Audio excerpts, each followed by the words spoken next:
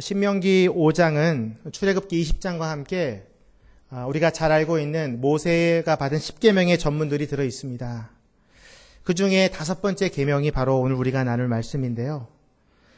너희 부모를 공경하라 라고 하나님께서 명령하고 계십니다.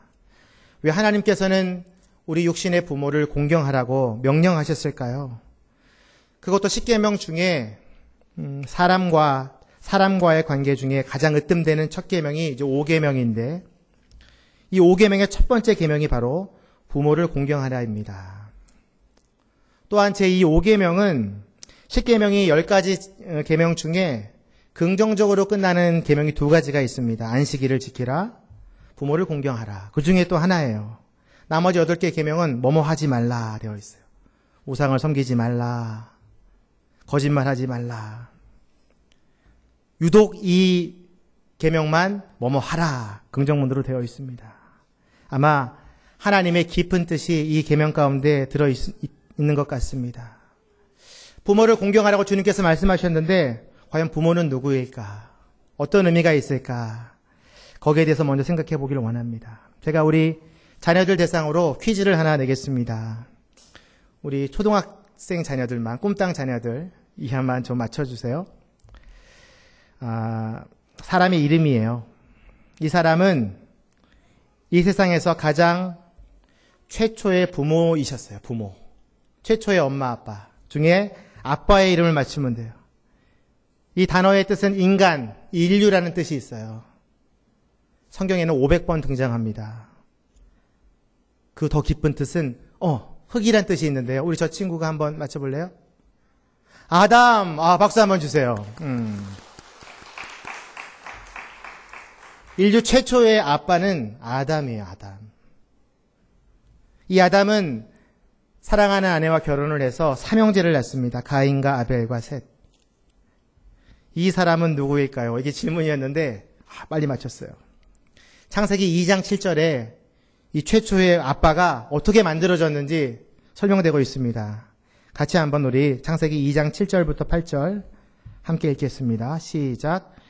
여호와 하나님께서 땅에서 취하신 흙으로 사람을 빚으시고 그 코에 생기를 불어넣으시자 사람이 생명체가 됐습니다. 여호와 하나님께서 동쪽의 에덴에 동산을 만드시고 손수 빚으신 그 사람을 거기에 두셨습니다. 아멘. 하나님께서 우리 최초의 아빠를 흙으로 만드셨다고 합니다. 제가 하나님의 마음을 좀 느껴보려고 어제 문방구에 가서 찰흙을 2개를 사가지고 사람을 좀 만들려고 해봤어요. 잘 안 되더라고요.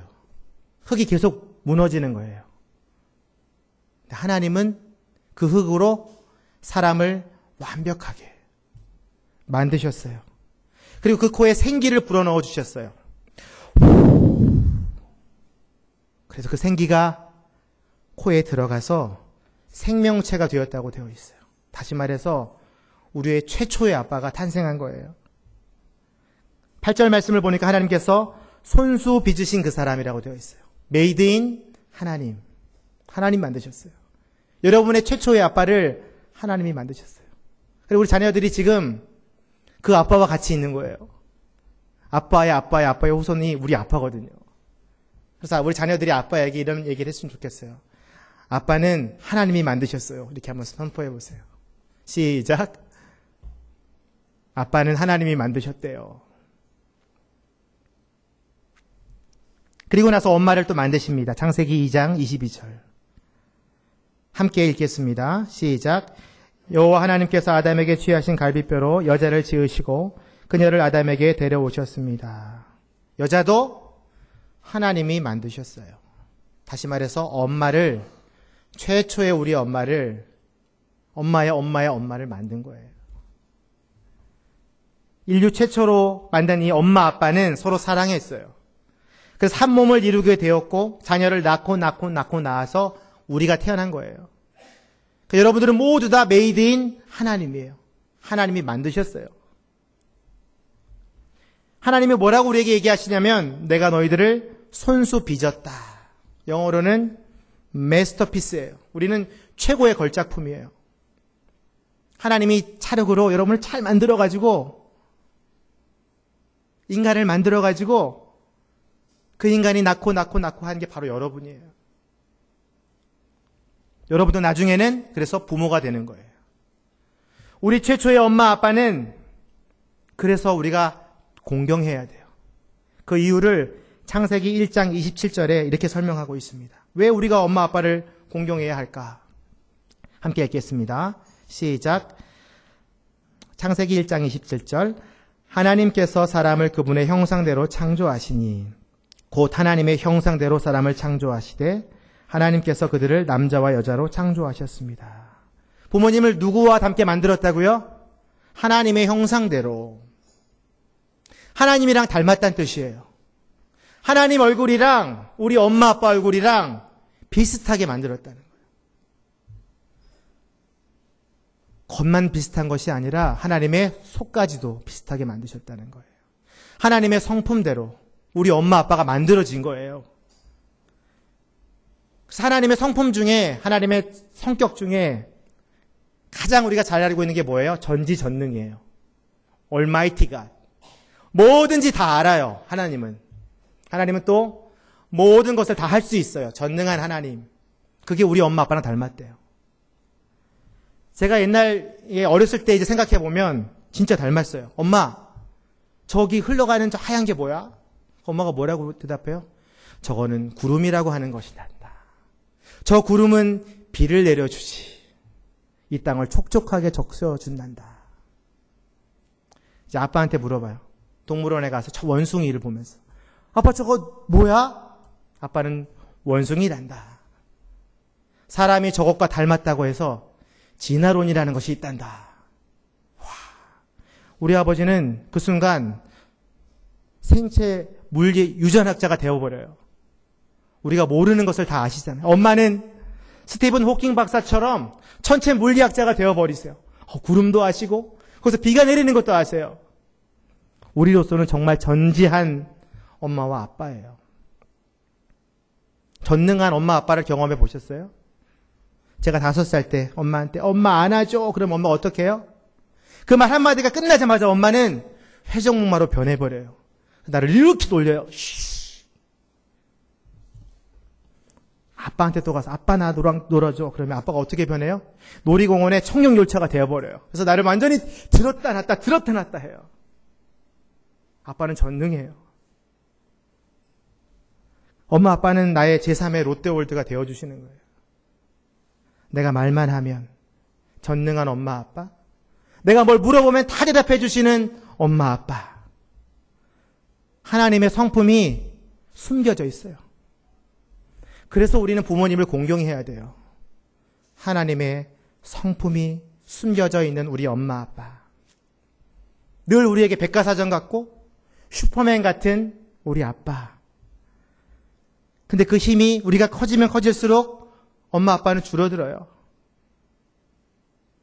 나보다 엄마 아빠가 힘이 약해질 때가 와요. 그때는 어떻게 해야 돼요? 내가 더 많이 한다고 엄마를 무시해야 돼요? 내가 더 힘이 세다고 아빠의 손길을 뿌리쳐야 돼요? 아니에요. 그래서 하나님이 우리에게 부모를 공경하라고 하신 거예요. 하나님은 우리가 어렸을 때나 나이가 들어가면서 똑똑해지고 튼튼해지더라도 너희 부모를 공경하라고 말씀하신 거예요. 이 공경하라는 뜻 안에는 어떤 뜻이 있냐면요. 여러분, 굉장히 무겁다는 뜻이죠. 무겁다. 공경하다는 뜻 안에 무겁다. 부모님의 말씀이 내 삶에서 무거워야 돼요. 가볍게 여겨져서는 안 되는 거예요. 그게 공경하다는 뜻이에요. 10계명의 중심에 있는 이 5계명이 하나님이 보시기에는 우리 인간 세계에서는 가장 무게중심이 되는 계명이에요. 그래서 5계명의 부모를 공경하라가 있는 거예요. 10계명을 2문장으로 줄이면 1계명부터 4계명은 하나님을 사랑하라. 5계명부터 10계명까지는 이웃을 사랑하라로 줄일 수 있거든요. 그 중에 첫 번째 계명이 바로 부모를 공경하라예요.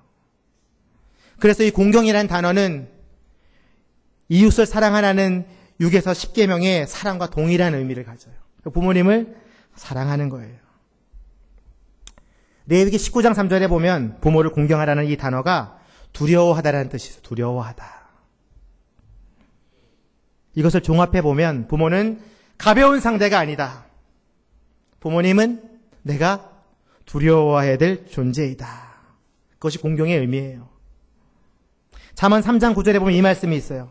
내 재물과 내 수확물의 첫 열매로 여호와를 공경하라. 이 공경하라는 단어와 오늘 우리가 읽은 본문의 내 부모를 공경하는 단어가 똑같아요. 하나님을 공경하는 것처럼 우리 부모님을 공경해야 돼요. 우리 부모님은요, 나의 육적인, 나의 육체를 낳아주신 분이기도 하지만 나의 영혼, 나의 생각, 나의 마음까지도 인도해 주시는 분임을 고백해야 돼요. 그걸 영적 권위자라고 해요. 영적인 지도자, 내 마음을 인도해 주시는 분, 내 생각을 이끌어 가시는 분. 그래서 부모님을 공경해야 돼요. 에베소서 6장 1절부터 2절 말씀은요, 우리가 어떻게 부모님을 공경해야 될지 잘 설명하고 있어요. 같이 한번 읽겠습니다. 시작. 자녀들이여 주 안에서 부모에게 순종하십시오.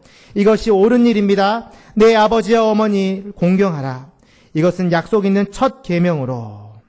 뭐라고 순종하라고 그래요? 주 안에서 부모에게 순종하라. 주 안에서. 주 안에서 순종하는 게 바로 공경의 의미예요. 설명하고 있어요. 하나님께서 가정의 권위를 부모님에게 주셨어요. 그 권위에 순종하는 거죠. 그것이 하나님께 순종하는 거예요. 여기에 공경하라는 단어는 어떠한 일에 가치를 두다예요. 어머니가 뭘 얘기했어요, 나한테.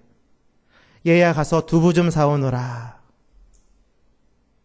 그 일에 가치를 두는 거. 아, 저것은 어머니가 내게 명령하신 거야. 내가 지켜야지. 얘야, 일어나라. 일어나야 돼요. 어머니의 말에 가치를 둔다면 일어나는 거죠. 이것이 바로 공경하고 순종하는 거예요. 이 뜻은 전심을 다해 겉과 속이 같은 마음으로 엄마 아빠의 말을 잘 들으라는 거예요. 겉은 따르면서 속은 두부 사러 가기 싫은데. 그건 참된 순종이 아니에요. 부모님을 공경함이 하나님을 공경하는 일과 깊이 관련되어 있어요. 여기서 우리는 믿지 않는 부모님들에게 순종해야 되는가라는 질문을 할 수 있어요. 믿지 않는 부모님이 라면 내가 부모님의 말씀을 순종해야 될 것인가? 엄마가 교회를 안 다닌다. 하나님을 모른다. 순종해야 돼요? 말아야 돼요? 순종해야 돼요. 그게 주 안에서 순종하라는 의미예요. 하나님이 부모를 창조하셨죠? 하나님이 믿는 부모만 창조하고 믿지 않는 부모를 창조하지 않은 게 아니잖아요. 사람을 창조하신 거잖아요. 이 세상의 모든 부모님들은 우리 공경의 대상이에요. 근데 만약에 부모님이 우리에게 너 교회 나가지 마. 너 교회 나가면 혼낼 거야. 어떻게 해야 돼요? 이게 이제 굉장히 어려운 문제인데 누가복음 14장 26절에 그 해답이 있어요. 같이 한번 읽겠습니다. 누가복음 14장 26절 시작. 누구든지 내게 오면서 자기 부모와 아내와 자식과 형제 혹은 자매와 자기 생명일지라도 나보다 더 사랑하면 내 제자가 될 수 없다. 예수님의 제자가 되는 것과 부모님과 형제들을 사랑하는 것, 어떤 게 더 중요하냐? 오늘 본문은 그리스도의 복음에 대한 순종이 더 위에 있다라고 이야기합니다. 그렇지만 이 말은 반대로 예수 그리스도를 따라가는 그 제자의 길과 부모님을 공경하는 일이 비슷하다는 것을 뜻해요. 그것이 가치가 없다는 게 아니에요. 여러분이 잘 이해하셔야 돼요. 부모의 반대를 무릅쓰고 교회에 나와서 예수를 믿었어요? 부모의 말씀을 어긴 거예요? 아니에요? 아니에요. 이 말씀의 근거에서 예수님의 제자가 되기 위해서 내가 교회에 나와 있으면 그건 부모님에게 죄를 지은 것은 아니에요. 왜냐하면 부모님이 하나님의 뜻을 잘 알게 된다면 자녀들이 복음을 받아들이는 것에 대해서 반대하지 않을 거예요. 그래서 여러분들은 먼저 자신의 구원을 이루고 내가 예수를 믿고 우리 부모님에게 복음을 전해야 돼요. 그것이 진정한 효도예요. 부모님을 사랑하고 공경한다면 예수님을 믿도록 복음을 전해야 돼요. 부모님 공경은 그래서 하나님 말씀을 전하는 거예요. 믿지 않는 부모님들에게. 부모님이 예수님을 잘 믿는다. 그럼 어떻게 해야 돼요? 더 영적 권위자로 세우고 그분의 말씀에 순종해야 돼요. 에베소서를 보니까 부모를 공경한다는 계명에 덧붙이는 수식어가 있어요. 뭐냐면 약속이 있는 첫 계명이다. 부모를 공경하는 것이 약속이 있는 첫 계명. 어떤 뜻이에요? 부모를 공경하면 이 첫 계명에 내가 어떠한 약속을 해주겠다. 이 첫이란 뜻은 굉장히 중요한 계명이라는 뜻이에요. 여러분에게 굉장히 중요한 계명이라는 뜻이에요. 5계명은 우리 인간 사회에서 가장 중요한 계명이라는 뜻이에요. 그 약속이 뭐예요? 오늘 말씀에 되어 있어요. 우리 같이 한번 오늘 본문 말씀 신명기 5장 16절. 이걸 잘 알면 더 공경하기가 쉬워요. 함께 읽겠습니다. 시작. 너희 하나님 여호와께서 너희에게 명령한 대로 너희 부모를 공경하라. 그러면 너희가 오래 살 것이고 너희 하나님 여호와께서 너희에게 준 그 땅에서 잘 될 것이다. 첫 번째 복은 오래 사는 거예요.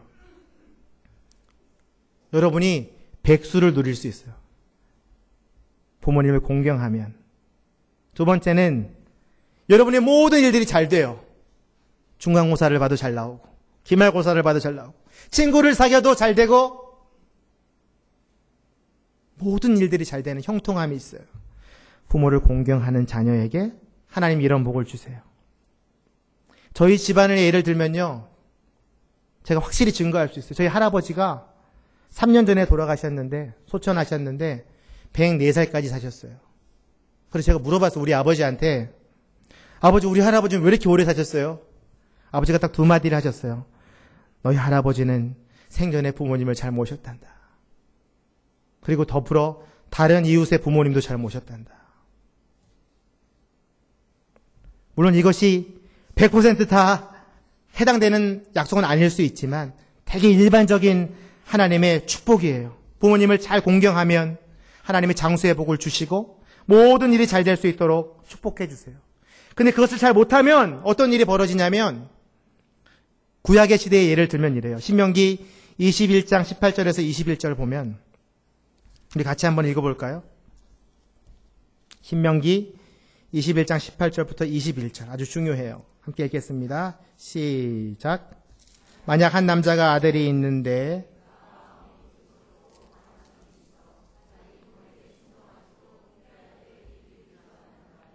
그 부모는 그를 잡아다가 성문 앞으로 장로들에게 데려가서 장로들에게 말하라. 이 아이는 우리 아들인데 마음이 고집스럽고 반항적입니다. 우리에게 순종하지 않습니다. 방탕한 데다가 술꾼입니다. 그러면 그 성의 모든 남자들이 그를 돌로 쳐 죽이도록 하라. 너는 그런 악한 사람들을 너희 가운데 제거하라. 그러면 온 이스라엘이 그 말을 듣고 두려워할 것이다. 여러분이 이때 태어났다면 여기 얼마나 살아있겠어요? 부모님에게 반항적이고 순종하지 않으면 그 당시에는 유대 사회에서는 돌로 쳤대요. 그리고 그것을 부모님이 몰았대요. 지금은 어때요, 여러분들은? 부모님을 공경하고 계시는지, 반항하고 계시는지, 우리 자녀들은 오늘 많이 생각해야 될 거예요. 부모님은 하나님이 내리신 나의 영적인 리더이고 지도자임을 알고 두려워해야 돼요. 부모님의 말씀을 가볍게 생각하면 안 돼요. 그것이 성경의 가르침이에요. 그렇게만 한다면 모든 일에 형통하게 해주겠다. 근데 이 중요한 단어, 그 땅에서, 너희들이 있는 땅에서. 저는 이 땅이란 단어가 굉장히 묵상이 됐어요. 여러분, 아담은요, 에덴 동산에서 땅을 다스리라는 축복을 받았어요. 하나님 아버지를 잘 모셨기 때문에. 근데 아버지의 말씀에 불순종했어요. 반항했어요. 선악과를 따먹었어요. 어떻게 됐어요? 그 땅에서 쫓겨났어요. 땅을 다스림에서 쫓겨나게 됐어요. 노아의 방주를 보세요. 하나님의 말씀을 잘 안 듣고 불순종한 사람들은 어떻게 됐어요? 그 땅에서 물에 잠겨서 죽었어요, 다. 이스라엘 백성들은 어때요?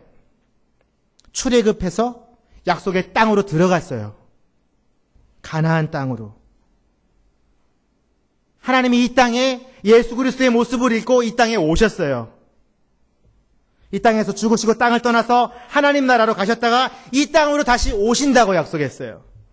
이 땅은 어떤 땅이에요? 하나님의 말씀을 잘 들으면 축복을 누리고 그렇지 않으면 물에 잠기는 그런 땅이에요.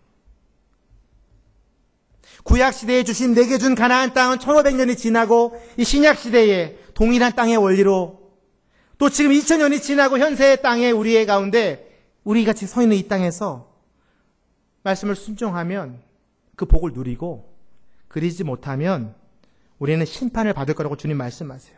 그래서 여러분들이 서 있는 이 땅이 굉장히 중요해요. 이 땅에 뭐가 있어요? 여러분들의 가정이 있죠. 학교가 있죠. 직장이 있죠. 여러분들의 사회가 있고 민족이 있어요.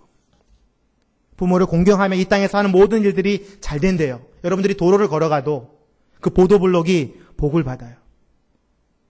여러분들이 운전을 하면서 경부선을 지나가도 그 경부선이 복을 받아요. 여러분들이 체육 시간에 운동장에서 열심히 놀잖아요. 그 운동장이 복을 받아요. 그게 땅의 복이에요. 여러분이 회사에서 협력업체를 방문하잖아요. 그 협력업체에 그 땅이 복을 받아요. 여러분들이 땅에 뭘 심었어요. 그 소산물이 또 복을 받아요. 대단한 복입니다, 여러분. 땅에서 나는 모든 것들이 여러분들이 부모를 공경함으로 인해서 복을 누릴 수 있어요. 그 땅의 복이 끝나는 게 아니에요. 이 땅에서는 하나님 나라 새하늘과 새 땅에 가서 오래 사는 복은 이 땅에 끝나요. 우리가 죽으면 끝나는 복이에요. 근데 하나님의 땅에 가면요 영원히 살아요. 확장이 돼요. 땅의 복은요 하늘까지 연결되어 있어요. 그래서 이 땅의 가정은 하나님 나라의 모델이에요. 모형. 가정에서 부모님을 잘 공경하는 사람이 하나님 나라에 가서 하나님을 공경할 수 있어요. 나는 하나님만 공경해야지. 불가능합니다. 이 땅은 하나님의 나라에서 누릴 축복을 연습하는 축복의 리허설 무대예요. 부모님을 공경하는 연습을 열심히 해야 돼요. 그렇다면 우리는 어떻게 부모를 공경할 수 있을까요? 성경에 많은 효자들이 나와요. 효도법을 저희가 한번 분석해 보죠. 창세기 9장에 보면 노아의 세 아들이 나옵니다. 누구예요? 셈과 함과 야벳이죠. 근데 이 노아가요 포도 농사를 지어서 포도주를 막 마셨어요. 취했어요. 옷을 다 벗고 첫 번째 함이 아버지의 벗은 모습을 보았어요. 그리고 셈과 야벳에게 알렸는데 이 두 동생은 지혜롭게 뒤로 돌아가서 아버지의 벗은 모습을 보지 않고 옷을 가려줬어요. 이 이야기를 들은 노아는요 자신의 벗은 몸을 본 함에게 저주를 내렸어요. 어떻게 부모를 섬겨야 돼요? 부모님의 부끄러움을 감춰줘야 돼요. 자신의 부끄러움을 덮어준 셈과 야벳은 마음껏 축복합니다. 함, 너 형은 동생들을 내 종이 될 것이다 라고 선포해요. 혹시 여러분 부모님들 중에 좀 부끄러운 병이지만 치매에 걸린 부모가 있다면 그걸 자랑하지 마세요. 덮어주셔야 돼요. 그게 성경의 원리예요. 창세기 22장에 보면 한 효자가 또 등장합니다. 아브라함의 아들 이삭이에요. 그의 아버지 아브라함이 이 아들을 번제물로 바치려고 모리아 산으로 가는 그 길에서 아들이 질문합니다. 아버지, 불과 나무는 있는데 양이 어디 있나요? 무서운 질문이죠? 불과 나무는 있는데 양은 어디 있나요? 그러자 아브라함이 대답해요. 이삭아, 하나님이 준비하실 거야. 걱정하지 마. 여러분이 이삭이라고 생각해 보세요. 나무 제단에 여러분들이 누워 있어요. 아버지가 칼을 들었어요. 이삭을 향해서 내리치려고 그래요. 여러분 같으면 어떻게 하시겠어요? 아빠 제발 잠깐만 살고 싶어요. 저 같으면 그랬을 거예요. 이삭은 한마디도 안 하고 내려오는 칼을 향해서 눈을 감습니다. 그때 하나님께서 칼을 거두게 하시죠? 숯불에 순양이 준비되어 있어요. 하나님이 내려준 믿음의 시험을 아브라함이 A+를 받고 통과한 것처럼 보이죠? 아니에요. 이삭이 아버지의 명령에 순종했기 때문에 아브라함이 이 시험에 통과한 거예요. 이삭도 믿음의 조상 아브라함을 만드는 일에 큰 공을 세운 거예요. 끝까지 부모님의 말씀에 순종하는 것이 바로 부모를 공경하는 거예요. 효도예요. 구약 성경의 효도의 하이라이트는 뭐니 해도 요셉의 효도입니다. 자신을 죽이려는 11명의 그 형제들을 음모로부터 이를 갈고 내가 형들을 다 이제 원수를 갚아야지. 그럼에도 불구하고 그가 형들을 용서해요. 곡식을 구하러 온 11명의 형제들을 다 용서합니다. 그는 이제 애굽의 총리가 돼 있어요. 모든 고통과 고난을 다 겪고 애굽의 총리가 되어 있는데 그 형제들을 용서합니다. 그리고 부모를 데려오게 하죠. 애굽의 가장 기름진 땅 고센 땅에. 그리고 모든 가족들을 살리죠. 그리고 그가 한 일, 바로 앞에 자기 아버지를 자랑해요. 그리고 자기 아버지가 바로를 축복하게 해요. 와, 대단한 효자예요. 바로 왕이 봤을 때는 요셉의 아버지는 아무 능력이 없고 연약한 자예요. 근데 그의 아버지이기 때문에, 그의 영적 권위를 인정하기 때문에 바로에게 소개하고 자랑한 거예요. 그러니까 여러분들 엄마 아빠를 자랑해야 돼요. 그게 진정한 효도예요. 형제들과 화목해야 돼요. 그것이 효도예요. 큰애랑 작은애랑 맨날 싸우잖아요. 빨리 화해해야 돼요. 부모님을 공경하려면 형제간에 화목하고 아버지를 다른 사람 앞에서 자랑하고 그 가족을 위해서 내 모든 것을 내어놓아야 돼요. 여자들도 많아요. 성경에 보면 효부들, 부모와 형제들을 구한 기생 라합이 있죠. 그 전쟁터에서 기생 라합 가족만 살았어요. 왜 살았을까요? 그는 부모님과 자기 형제들을 사랑했어요. 목숨을 걸고 정탐꾼들을 구해줬기 때문에 살았죠.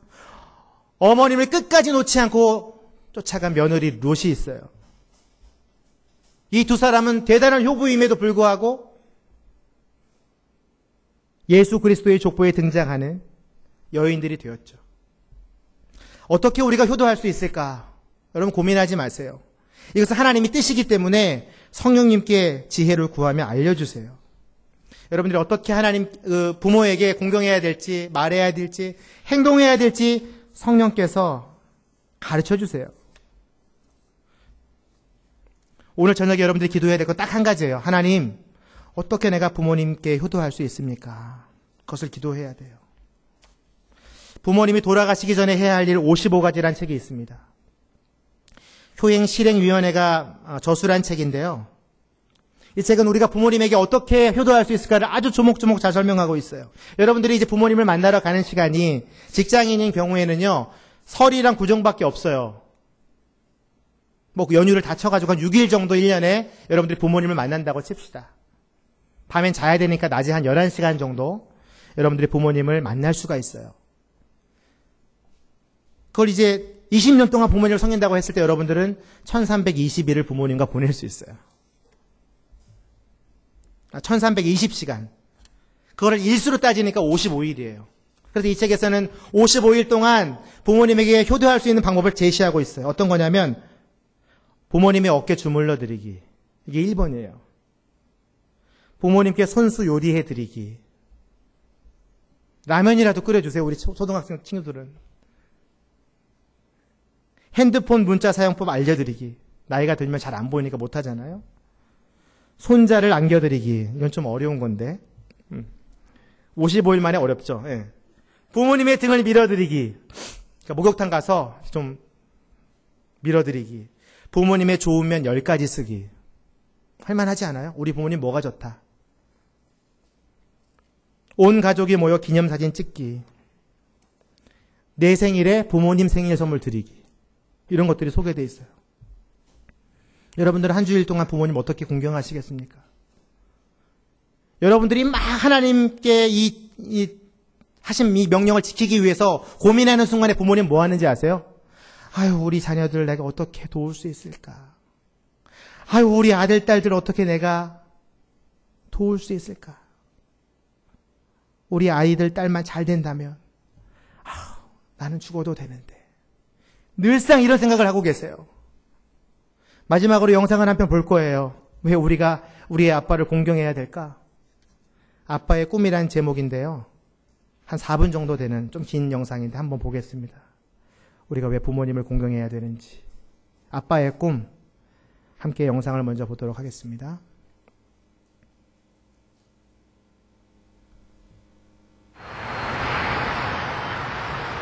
아이들은 자신의 꿈에 대해 어떤 생각을 갖고 있을까요? 한 고등학교를 찾아가 청소년의 꿈을 스케치하다라는 주제로 의식조사 프로그램을 촬영하기로 했습니다. 안녕하세요. 수능 잘 봤어요? 다들 시선을 피하는데 오늘 얘기할 거에 대해서 조금 학생들이 생각하는 꿈은 과연 무엇일까요? 질문지를 갖고 왔어요. 이제 죽기 전에 꼭 해보고 싶은 당신의 꿈은 무엇인가요? 이게 버킷리스트라고 하죠, 요즘에.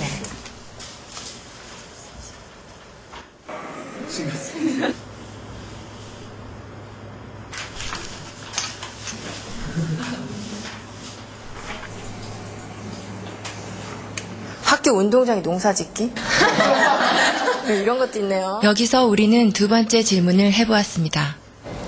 앞으로 살 날이 1년밖에 남지 않았다면 당신의 꿈을 이루는 것과 5억 원이라는 돈을 선택하는 것 중에 어떤 걸 선택할 것 같아요? 꿈이요. 제 이름을 세상에 알리고 죽는 게 의미 있다고 생각합니다. 꿈을 이뤄서 5억보다 더 많은 돈을 벌면 돼요.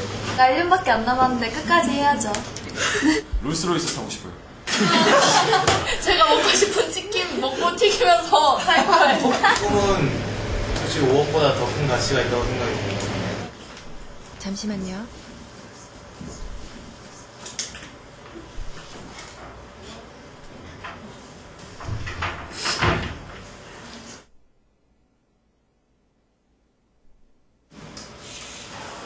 우리 온 가족이 함께 모여서 외식도 좀 건화한 데서 좀 해보고 싶고 하고 싶은 게 너무너무 많죠. 아들이랑 둘이서 배낭여행 한번 가고 싶어요. 집 투어? 아들이랑? 저희 고향 양평으로 내려가서 그림같이 멋있는 집을 짓고 사랑하는 가족과 함께 행복하게 사는 게 제 꿈입니다. 조그만 극장이라도 하나 해줬으면 성진이가 하고 싶어 하는 거니까.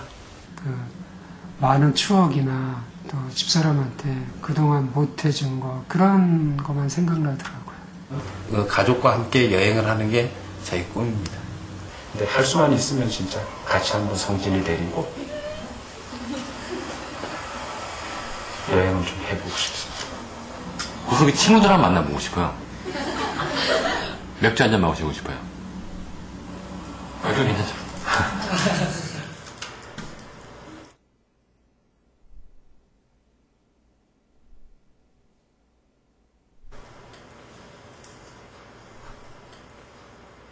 그러니까 제가 하고 싶은 걸 포기하고 5억을 선택하느냐?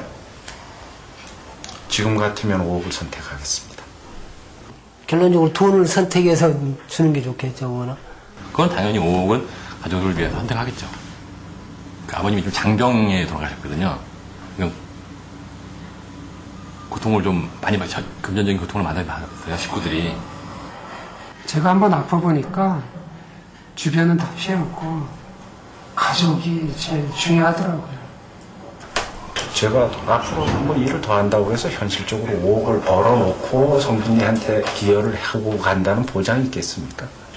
5억을 선택하면 남겨진 가족들한테는 도움이 될 수 있으니까 저가 하고 싶은 일을 포기할 수 있죠. 그거를 대가로 한다면. 구체적인 얘기를 한다면 아들이 이제 뭐 자기가 생활하는데 뭐 사회생활하는데 기초자금이라도 뭐 될 수 있었으면 좋겠고. 뿐만 아니라 모든 부모들이 똑같은 생각을 갖고 있을 것 같은데요. 그렇죠. 저는 아빠고 가장이니까. 아버지들의 꿈은 아이들의 꿈과는 조금 달랐습니다. 자신의 꿈보다 가족을 가장 먼저, 가장 많이 생각하는 가장이라는 이름의 아버지. 아빠, 사랑해요. 그 곁에 항상 함께하겠습니다. 사랑해요. 아빠 사랑해요.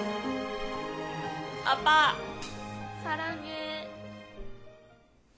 예, 여기까지 보겠습니다. 우리가 부모님을 공경해야 될 이유는 제가 설명 안 드려도 여러분 다 아실 겁니다. 여러분의 꿈을 위해서, 자신의 꿈을 포기할 수 있는 그런 사람이 몇 명이나 될까요? 마치 예수님께서 이 땅에 오셔서 하나님의 꿈을 이루어 주신 것처럼 하나님이 예수님을 보내고 싶지 않으셨을 거예요. 근데 우리에게 보내주셨잖아요. 그게 아버지 마음이에요. 내가 죽어서 아이들이 살 수 있다면, 내 꿈을 접고 그 돈을 아이들에게 줄 수만 있다면 나는 기쁘게 포기하겠다. 그게 아버지의 마음이기 때문에, 그게 우리 부모님의 마음이기 때문에, 또 이것이 하나님의 명령이기 때문에 우린 공경해야 돼요. 우리 함께 기도하며 나아가길 원합니다. 어떻게 우리가 부모님을 공경할 수 있을까? 하나님, 성령님, 우리의 생각과 말 가운데에, 우리의 행동 가운데에 이번 한 주간 동안 우리 아버지 어머니를, 또 아버지 어머니가 없다면 우리의 하나님을 어떻게 기쁘게 하실 수 있을까 하는 그런 생각들로 가득하기를 원합니다. 주님, 도와주십시오. 지혜를 주십시오. 부모를 공경할 수 있는 아이디어를 주십시오. 우리 제목 가지고 함께 기도하며 나아가겠습니다. 하나님 아버지, 우리 부모님들을 허락해 주셔서 감사합니다. 나를 낳으시고 기르시고 또 사랑해 주심을 오늘 말씀을 통해서 깨닫게 됩니다. 우린 무엇로 부모를 공경할 수 있을까? 얼마나 고민했는지. 그분은 우리를 위해 꿈을 포기했고, 그분은 우리를 위해 건강을 포기했고, 그분들은 우리를 위해 자신의 모든 것을 포기했는데 우리 자녀들은 어떻게 그분에게 공경하며 사랑하며 나아갈 수 있을지, 하나님 아버지, 우리 마음 가운데에 부모님을 향한 뜨거운 마음을 부어주시옵소서. 그를 사랑할 수 있기를